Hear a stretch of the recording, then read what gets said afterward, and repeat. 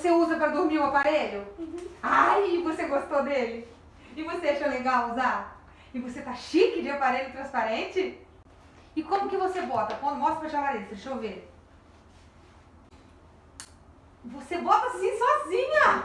Foi a melhor coisa. Ai, que bom. Porque E assim, ela super se adequou ao aparelho. Não, esse dorme aparelho é sem. maravilhoso. Não dorme sem.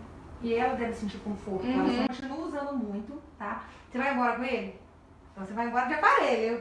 Nossa, não dá nem pra ver na sua boca. Agora sumiu da sua boca.